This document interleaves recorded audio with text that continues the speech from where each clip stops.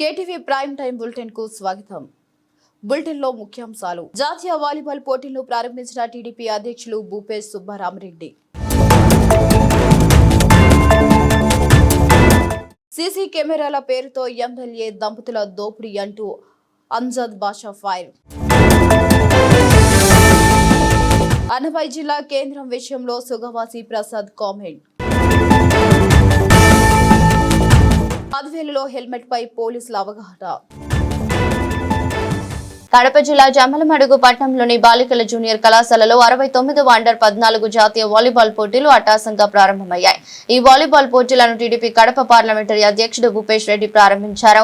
దేశవ్యాప్తంగా వివిధ రాష్ట్రాల నుండి సుమారు 30 బృందాలు ఈ పోటీలో పాల్గొంటున్నాయి. ఈ పోటీలు 5 రోజుల పాటు జరుగుతాయి. ఈ సందర్భంగా భూపేష్ రెడ్డి మాట్లాడుతూ లోకేష్ స్ఫూర్తితో ఈ పోటీలు చేస్తున్నామని, ముఖ్యంగా బాలికలను క్రీడల వైపు నడిపించి వారికి మరింత గుర్తింపు వచ్చేలా చేస్తామన్నారు. జమ్మలమడుగులో ఈ జాతీయ స్థాయి వాలీబాల్ పోటీలు జరగడం అదృష్టంగా భావిస్తున్నారు.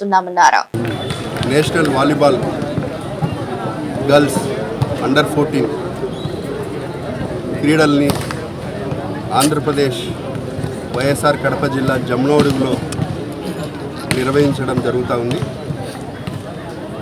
దీనికి ముఖ్యంగా స్ఫూర్తి మా యువ నాయకుడు నారా లోకేష్ బాబు గారు. యువతను ఏ విధంగా క్రీడల వైపు లేదా అథ్లెటిక్స్ వైపు ఏ విధంగా నడిపించాలా అనే స్ఫూర్తితో మేము కూడా బాధ్యత తీసుకొని ఈరోజు జిల్లా స్థాయిలో అకామిడేషన్స్ సమకూర్చే పరిస్థితులలో ఈరోజు జమ్మలమడుగుకి ఈ అండర్ 14 గర్ల్స్ వాలీబాల్ని తీసుకొని రావడం ఖచ్చితంగా నారా లోకేష్ బాబు గారే దీనికి స్ఫూర్తి. దాంతో భాగంగా ఈరోజు జమ్మలమడుగులో 5వ తేదీ నుంచి 9వ తేదీ వరకు 5 డేస్ ఈ కార్యక్రమాలను ఈ వాలీబాల్ మ్యాచెస్ని జరపడం జరుగుతూ ఉంది. దీనికి ఎవరైతే సహకరిస్తున్నారో ముఖ్యంగా భానుమూర్తి సార్ గారికి ఆంధ్రప్రదేశ్ స్టేట్ తరఫున, అట్లనే కడప జిల్లా పీఈటీస్కి, అదేవిధంగా ఆంధ్రప్రదేశ్లో ఉన్న కోచెస్కి, అఫీషియల్స్కి ఎవరైతే ఈ బాధ్యత తీసుకున్నారో ఖచ్చితంగా ఒక స్పోర్టివ్ స్పిరిట్తో, కన్విన్సింగ్గా, కమిట్మెంట్తో ఈ క్రీడల్ని ఇక్కడ నిర్వహించడం జరుగుతుంది. కాబట్టి ప్రతి ఒక్కరూ సహకరించి, మరీ ముఖ్యంగా మీడియా సోదరులు మరియు పోలీస్ సిబ్బంది, రెవెన్యూ సిబ్బంది, మున్సిపల్ కమిషనర్ గారు, అట్లనే మా పార్టీ తరఫున కూడా ఏదైనా చిన్న చిన్న ఇబ్బందులు ఉన్నా కూడా మేము కూడా బాధ్యత తీసుకొని వాలంటీర్గా ఎంత దూరమైన సపోర్ట్ చేస్తామని కూడా ఈ సందర్భంగా తెలియజేస్తున్నాను. All the best to all the teams.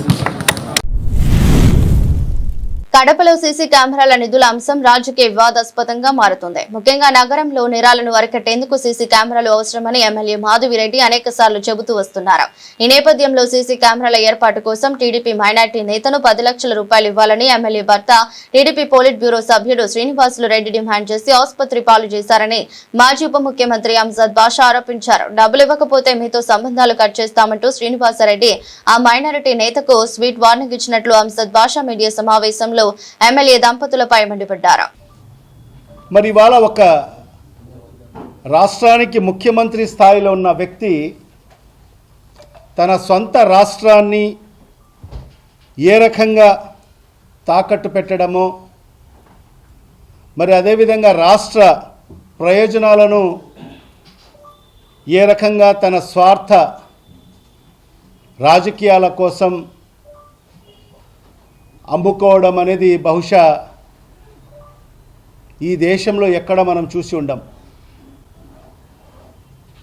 మరి అలాంటి చంద్రబాబు నాయుడు వల్లే ఈరోజు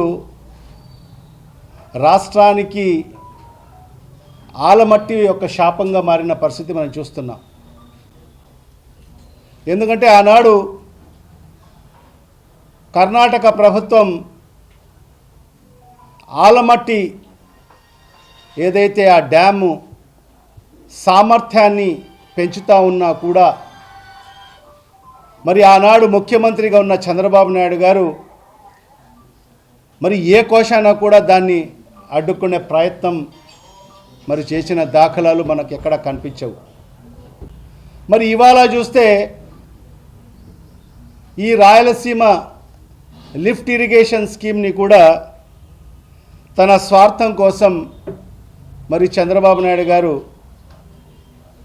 ఆపివేసిన పరిస్థితి మొన్న తెలంగాణ అసెంబ్లీ సాక్షిగా యావత్ ప్రపంచమంతా చూసిన పరిస్థితి. ఈ రకంగా చంద్రబాబు నాయుడు గారు ఎప్పుడు అధికారంలో ఉన్నా కూడా ఈ రాష్ట్రానికి ఈ రాష్ట్రం మేలు ఏనాడు కూడా కోరలేదు.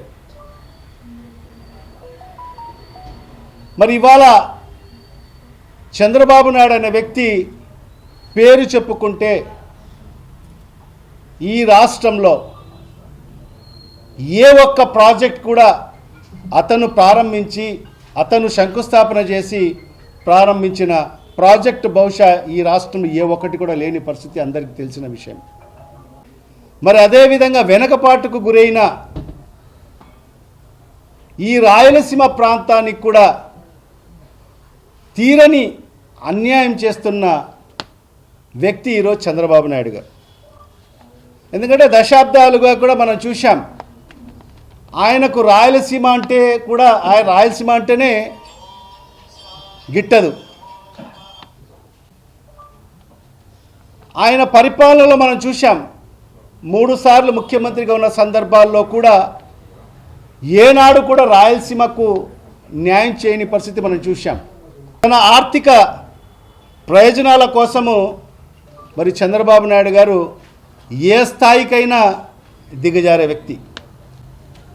మరి అలాంటి వ్యక్తి మరి ఈరోజు మన కర్మకాలి ఈ రాష్ట్రానికి ముఖ్యమంత్రి కావడం మన అందరి దురదృష్టంగా మేమందరం కూడా భావించాల్సిన అవసరం కూడా ఎంతైనా ఉంది. ఏదైతే ఆంధ్ర మరియు తెలంగాణ రాష్ట్రాలకు సంబంధించిన ప్రాజెక్ట్ శ్రీశైలం, మరి ఆ శ్రీశైలం ప్రాజెక్ట్ ఏదైతే ఉందో దాన్ని గరిష్ట నీటి మట్టం వచ్చేసి 885 అడుగులు. ఆనాడు ఆ మహానేత దివంగత ముఖ్యమంత్రి డాక్టర్ వైఎస్ రాజశేఖర రెడ్డి గారు మరి ఈ రాయలసీమ ప్రాంతం అత్యంత వెనుకబడిన ప్రాంతము. మరి ఈ ప్రాంతంలో ఉండే రైతులందరూ కూడా చాలా ఇబ్బందులు ఎదుర్కొంటున్నారు మరి సాగునీటి కోసం. మరి అదేవిధంగా ఈ ప్రాంతంలో ఉండే ప్రజలందరూ కూడా గుక్కడి తాగునీటి కోసం కూడా ఎన్నో ఇబ్బందులు పడుతున్న పరిస్థితులు అన్నీ కూడా గమనించిన తర్వాత మరి ఆనాడు ఆ కృష్ణా జలాలను ఈ రాయలసీమ ప్రాంతానికి పెద్ద మొత్తాదులో తీసుకురావాలి అని భావించి పోతిరెడ్డిపాడు హెడ్ రెగ్యులేటర్ని దాని సామర్థ్యం గతంలో కేవలం 11,000 క్యూసెక్లు ఉన్న సామర్థ్యాన్ని 44,000కు పెంచిన వ్యక్తి ఆ మహానేత దివంగత ముఖ్యమంత్రి డాక్టర్ వైఎస్ రాజశేఖర రెడ్డి గారు. ఈ ప్రాంతాన్ని కూడా సస్యశ్యామలం చేయాలి, ఈ ప్రాంతంలో ఉండే రైతులందరూ కూడా 2 కార్లు పంటలు పండించుకునేదానికి అవకాశం కల్పించాలి అని చెప్పి మరి ఈ ప్రాంతవాసిగా ఈ గడ్డపైన పుట్టినవాడిగా ఆనాడు రాజశేఖర రెడ్డి గారు ఎంతమంది అడ్డుకున్నా ఆనాడు తెలంగాణలో ఉన్న కాంగ్రెస్ నాయకులు అయితేమి మరి ఇదే తెలుగుదేశం పార్టీకి సంబంధించిన నాయకులు అడ్డుకున్నా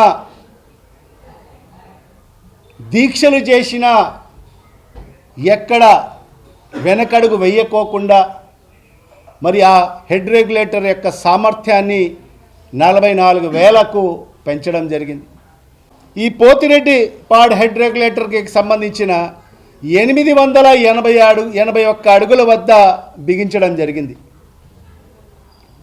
అంటే మనకు శ్రీశైలంలో దాని గరిష్ట నీటి మట్టం 885 అడుగులు ఉంటే 880 అడుగులు ఉంటే మాత్రమే మనకు 44,000 క్యూసెక్కు మన ప్రాంతానికి వచ్చే పరిస్థితి ఉండేది. అంటే శ్రీశైలంలో నీటి మట్టం 880 అడుగులు పైబడి ఉంటేనే 44,000 క్యూసెక్కు మనం డ్రా చేసుకునేదానికి వెసులుబాటు ఉండేది. మరి అదే శ్రీశైలంలో నీటి మట్టం పడిపోయినప్పుడు అంటే 854 పడిపోయినప్పుడు కేవలం మనము 7000 క్యూసెక్లు మాత్రమే మరి డ్రా చేసుకునే అవకాశాలు ఉండేది. మరి అదే శ్రీశైలం మట్టం ఇంకా దిగువకు వస్తే అంటే 841 అడుగులకు వచ్చేస్తే మనం కేవలం ఒక 2000 క్యూసెక్లు మాత్రమే డ్రా చేసుకునేదానికి అవకాశం ఉండేది. అంటే శ్రీశైలంలో నీటి మట్టాన్ని బట్టి మనము మన ప్రాంతానికి మనకు అవకాశం ఉన్న 44,000 క్యూసెక్లు తీసుకునేదానికి అవకాశం ఉన్నా కూడా మరి నీటి మట్టం తగ్గిపోవడం వల్ల మనము ఆ కెపాసిటీకి సంబంధించి మనము తీసుకునే అవకాశం లేకపోయిన పరిస్థితి మనం చూసాం. 101 టీఎంసీ నీటిని మనము తోడుకునేదానికి మనకు వెసులుబాటు ఉంది, మనకు పర్మిషన్స్ ఉన్నాయి, అలొకేషన్ ఉంది, కేటాయింపులు ఉన్నాయి. ఉన్నా కూడా మనము ఆ స్థాయిలో మనము నీటిని మనం వాడుకునేదానికి అవకాశం లేకుండా పోయిన పరిస్థితి మనం చూసాం. ఎందుకంటే ఏదైతే 101 సంబంధించిన టీఎంసీ నీళ్లు ఏదైతే ఉందో దానికి సంబంధించి మనకు చెన్నై మద్రాస్కు 15 టీఎంసీల తాగునీటి కోసం నీళ్ళు ఇవ్వాల్సిన పరిస్థితి ఉంది. మనకు కేటాయింపులు ఉన్నా కూడా 2004-2005కు సంబంధించి మనం ఎంత నీటిని తీసుకోవడం జరిగిందంటే కేవలం 56.51 టీఎంసీల మాత్రమే మనం తీసుకోగలిగాం. అదే 2005-06లో చూసుకుంటే 78.49 టీఎంసీలు మాత్రమే మనం తీసుకోగలిగాం. ఎందుకంటే తెలంగాణ ప్రభుత్వం మరి ఏదైతే శ్రీశైలం ఏదైతే ప్రాజెక్టు తెలంగాణ ఆంధ్ర రాష్ట్రానికి సంబంధించిన ప్రాజెక్టు, అందుకు దానికి సంబంధించి తెలంగాణ ప్రభుత్వం ఏం చేస్తుందంటే 798 అడుగులు ఎప్పుడైతే శ్రీశైలం నీళ్లు ఆ మట్టానికి చేరుకుంటుందో 798 అడుగులకు చేరుకుంటానే వెనువెంటనే విద్యుత్ ఉత్పత్తి కోసము మరి వాళ్లకు ఆ వెసులుబాటు ఉంది కాబట్టి మరి వాళ్ళు ఆ నీటిని కిందికి వదిలేసే పరిస్థితి ఉంటుంది. ఈ శ్రీశైలం ప్రాజెక్ట్ నుంచి ప్రతిరోజు 2 టీఎంసీల నీటిని తీసుకోవాలనే ఒక ఉద్దేశంతో మరి ఆనాటి ప్రభుత్వం కేసీఆర్ ప్రభుత్వము మరి ఏదైతే పాలమూరు రంగారెడ్డి మరి ఎత్తిపోతల పథకాన్ని కూడా ప్రారంభించడం జరిగింది. అంటే మరి అక్రమంగా ఎక్కడ పర్మిషన్లు కూడా లేకోకుండా మరి ఆనాటి తెలంగాణ ప్రభుత్వం మరి ఇలాంటి అక్రమ ప్రాజెక్టులను నిర్మాణం చేయడం జరిగింది. మరి 2014 నుంచి మరి ఈ అక్రమ ప్రాజెక్టులు నిర్మాణం చేస్తూ ఉంటే మరి ఈ రాష్ట్రానికి సంబంధించిన ఆనాడు కూడా ముఖ్యమంత్రిగా ఉన్న చంద్రబాబు నాయుడు గారు మరి ఎక్కడైనా మరి అక్రమ ప్రాజెక్టులు అడ్డుకునే ప్రయత్నం ఎక్కడైనా చేశాడా? మరి అలాంటిది పక్క రాష్ట్రం తెలంగాణ రాష్ట్ర ప్రభుత్వము మరి 800 అడుగుల్లోనే మరి అక్రమ ప్రాజెక్టులు నిర్మాణం చేసి మరి అనేక ఎత్తిపోతల పథకం లిఫ్ట్ ఇరిగేషన్ స్కీమ్స్ తీసుకొచ్చి మరి ఆ నీటిని తోడేసుకొని వెళ్ళిపోతూ ఉంటే మరి ఈ ప్రాంతం అంతా కూడా ఎడారి అయ్యే అవకాశాలు ఉంటాయి. రాయలసీమ నెల్లూరు ప్రాంతము ఎడారి అయ్యే అవకాశాలు ఉన్నాయి. ఈ ప్రాంతంలో ఉండే ప్రజలకు గుక్కెడు నీళ్ల కోసం కూడా నీళ్లు దొరికే పరిస్థితి ఉండబోదు అని ఆలోచన చేసిన వ్యక్తి జగన్మోహన్ రెడ్డి గారు. మరి ఈ రకంగా వాడు తోడుకొని పోతా ఉంటే ఈ ప్రాంతానికి అన్యాయం జరుగుతూ ఉంది అని ఆలోచన చేసి మరి ఆ రోజు రాయలసీమ ఎత్తిపోతల పథకం అనే పేరుతో ఒక లిఫ్ట్ ఇరిగేషన్ ప్రాజెక్ట్ని మరి ప్రారంభించడం జరిగింది. మనం కూడా 800 అడుగుల్లోనే మరి ఒక లిఫ్ట్ ఇరిగేషన్ పెట్టి మరి ఆ నీటిని తోడి మనకి ఏదైతే ఉన్నాయో మనకు సామర్థ్యం కలిగిన 44,000 క్యూసెక్ మనం డ్రా చేసే కెనాల్స్ ఏదైతే ఉన్నాయో ఒక లిఫ్ట్ ఇరిగేషన్ పెట్టి మరి 800 అడుగుల్లోనే ఒక పంపులు పెట్టి లిఫ్ట్ పెట్టి మరి ఆ నీటిని తోడి ఈ కాలువల ద్వారా మనకు కావాల్సిన నీళ్లు ఏదైతే 101 టీఎంసీ మనకు ఏదైతే అష్యూర్డ్ అలొకేషన్ వాటర్ ఉందో మరి ఈ ప్రాంతానికి మరి సస్యశ్యామలం చేయాలని చెప్పి ఆలోచనతోనో ప్రారంభించిన scheme Rayalaseema lift irrigation scheme. సుమారుగా 4,000 కోట్ల రూపాయల వ్యయంతో మరి ఈ స్కీమ్ని ప్రారంభించడం జరిగింది. ప్రతిరోజు 3 టీఎంసీల నీటిని మనం అక్కడ లిఫ్ట్ చేయాలి. 3 టీఎంసీల నీటిని లిఫ్ట్ చేసి మనకున్న క్యారింగ్ కెపాసిటీ కలిగిన కెనాల్స్ ద్వారా మన ప్రాంతానికి మనం నీళ్లు తీసుకెళ్లాలని ఒక మంచి ఆలోచనతో మరి ఆ రోజు జగన్మోహన్ రెడ్డి గారు మరి ప్రారంభించడం జరిగింది. అది దానికి సంబంధించిన కొన్ని పర్యావరణానికి సంబంధించిన విఘాతం కలుగుతుంది అని చెప్పి మరి ఆ రోజు ఇదే తెలుగుదేశం పార్టీకి సంబంధించిన నాయకులు మరి ఆనాడు తెలంగాణకు సంబంధించిన కొందరు నాయకులు కలిసి మరి ఆ రోజు గ్రీన్ ట్రిబ్యునల్లో మరి కేసు వేసింది వీళ్ళు కాదా?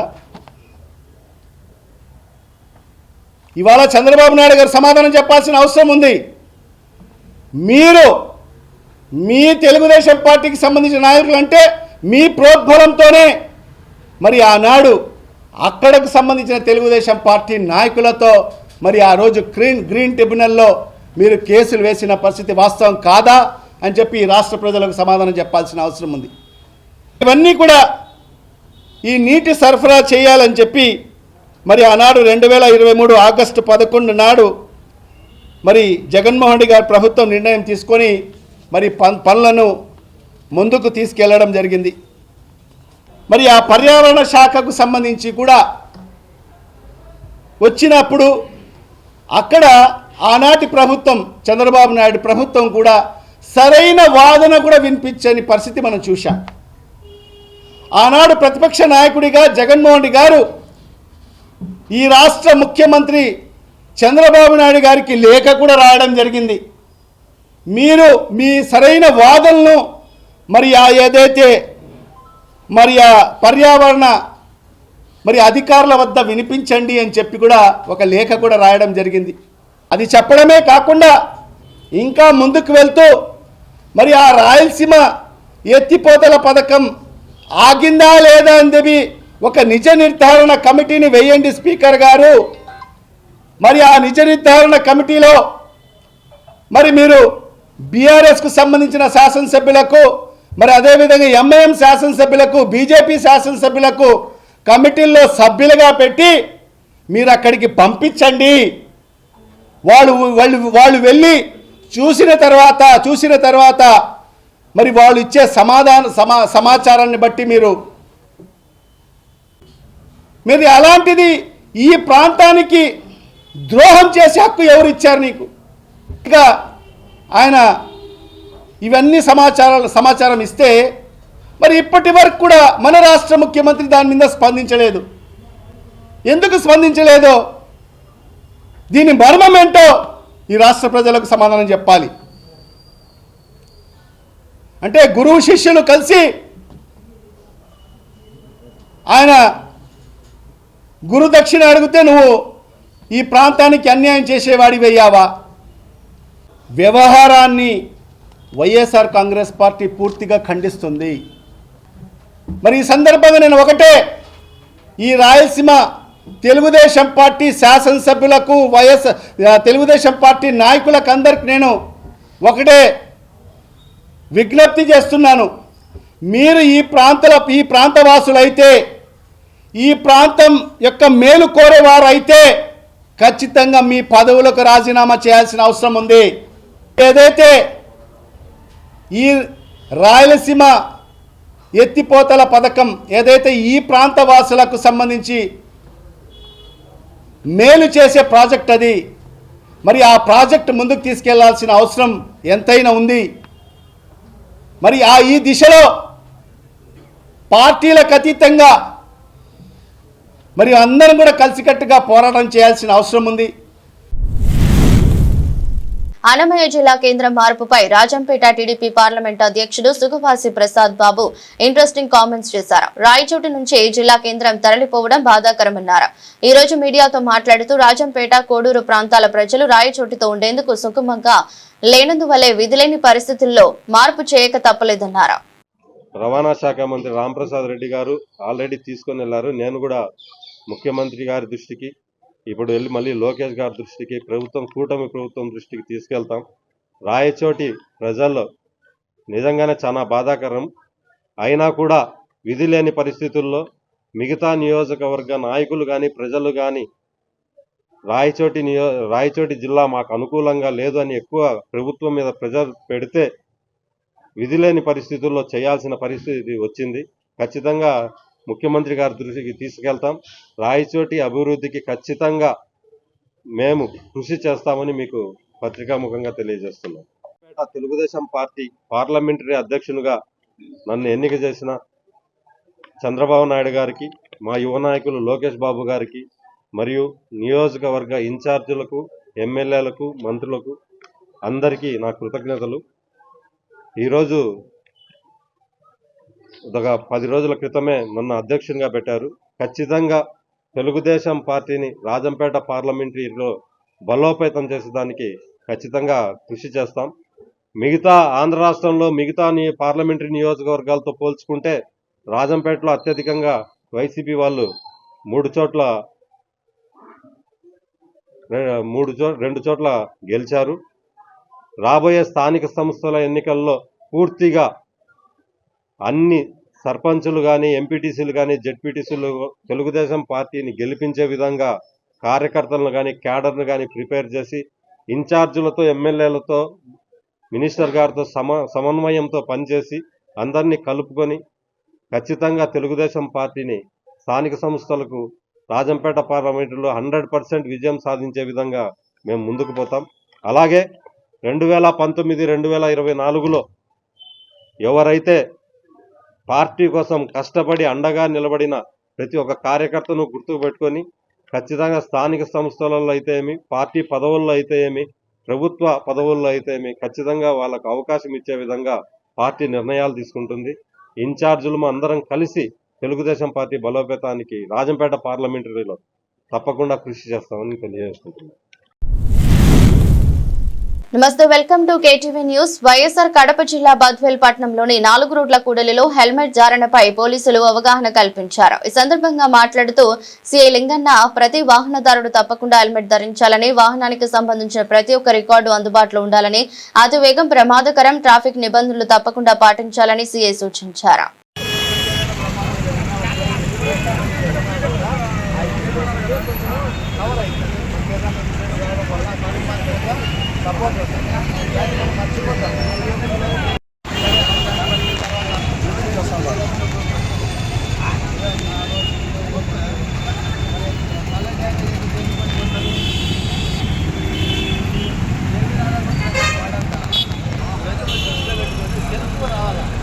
బయటకు వెళ్తున్నా హెల్మెట్ పెట్టుకోవాలి అనే ఆలోచన రావాలి. బైక్ తీసుకుని బయటకు వస్తాం. బయటకు వచ్చినట్టే బైక్ ఎక్కడ తీసుకుంటాము, చూసుకుంటాం. ఇట్లా మేమే కేసు తీసుకుంటామా, లేకపోతే మళ్ళా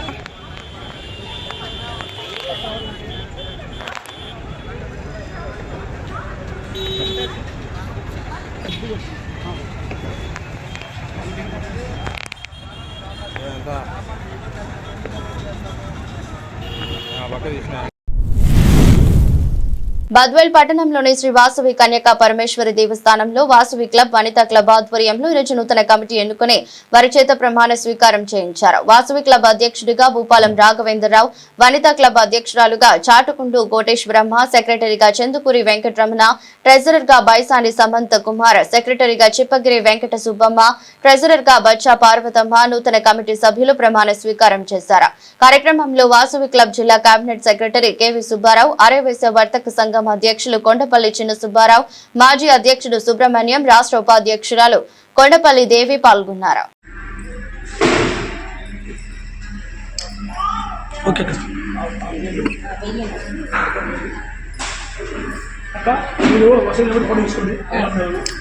రమణాపులేన్న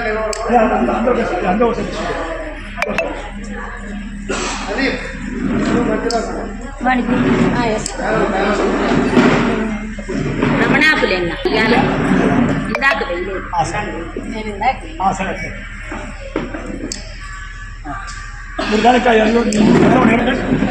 అందరు వస్తున్నారన్నా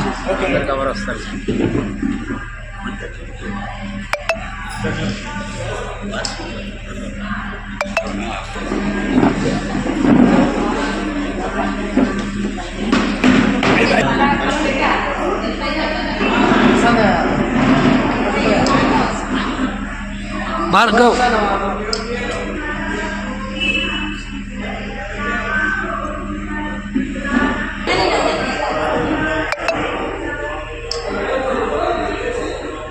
ఓకే ఓకేనా ఓకేనా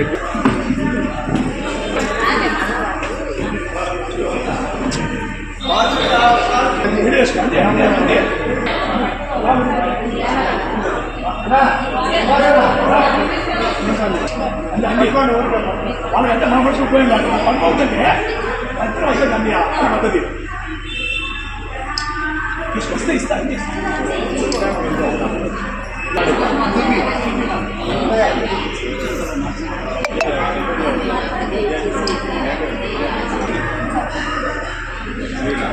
విలాసం ముందుకు వచ్చేటట్టు వేయమ్మా వి అన్నది అక్క చూడక్క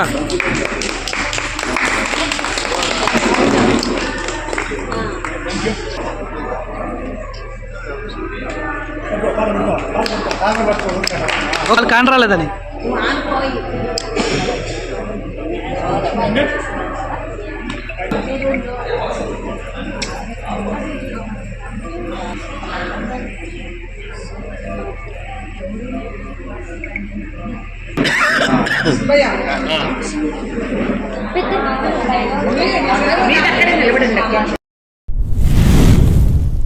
నమస్తే, welcome to KTV news.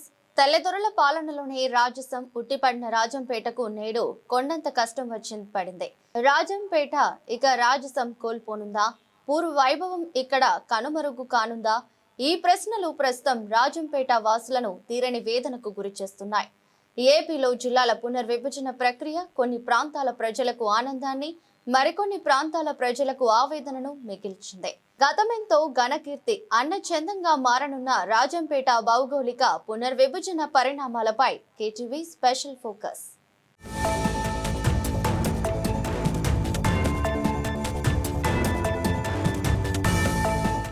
Rajampet నిన్నటిదాకా పేరులోనే కాదు, ఈ నేల మట్టికి కూడా ఓ రాజసం ఉండేది. బ్రిటిష్ కాలం నుంచే ఇది అతిపెద్ద రెవెన్యూ డివిజన్గా విరాజిల్లింది. అయితే ఇటీవల జిల్లాల పునర్విభజన నేపథ్యంలో రాజంపేట రాజసం కోల్పోనుంది. అంతేకాదు ప్రస్తుతం ఈ డివిజన్ మనుగడే ప్రశ్నార్థకమైంది. 1915 నుంచి రాజంపేట డివిజన్ పరిధిలో 17 మండలాలు ఉండేవి.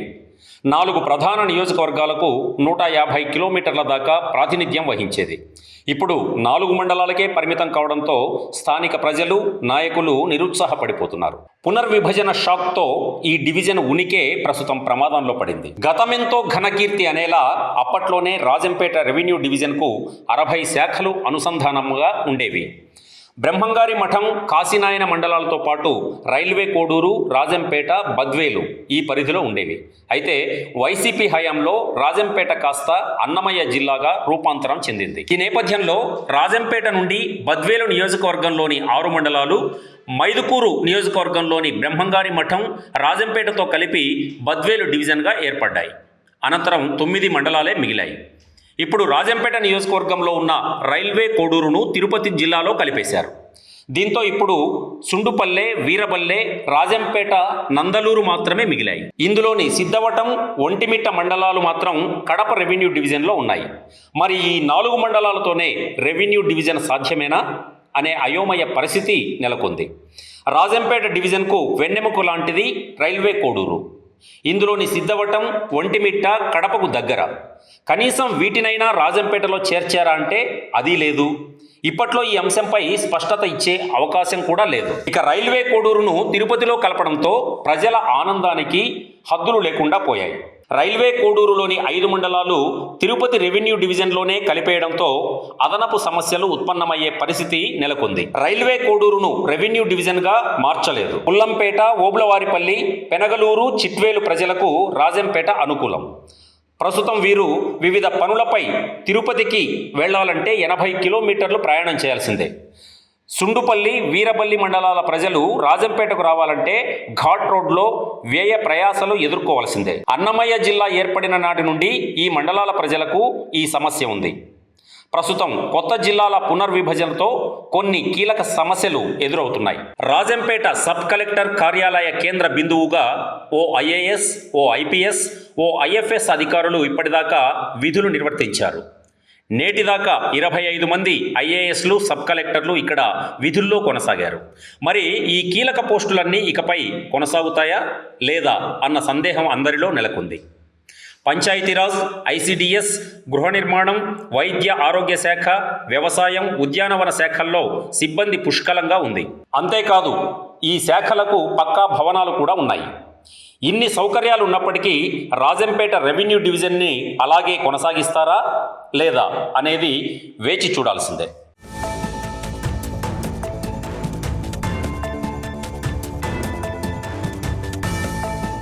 జాతీయ వాలీబాల్ పోటీలను ప్రారంభించిన టీడీపీ అధ్యక్షులు భూపేష్ సుబ్బారామరెడ్డి.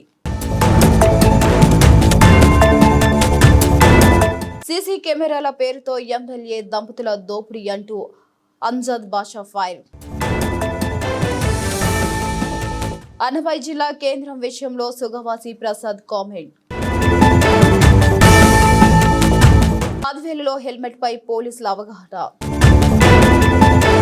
ఇది వాళ్ళ ప్రైమ్ టైం బులెటిన్. చూస్తూనే ఉండండి కేటీవీ న్యూస్.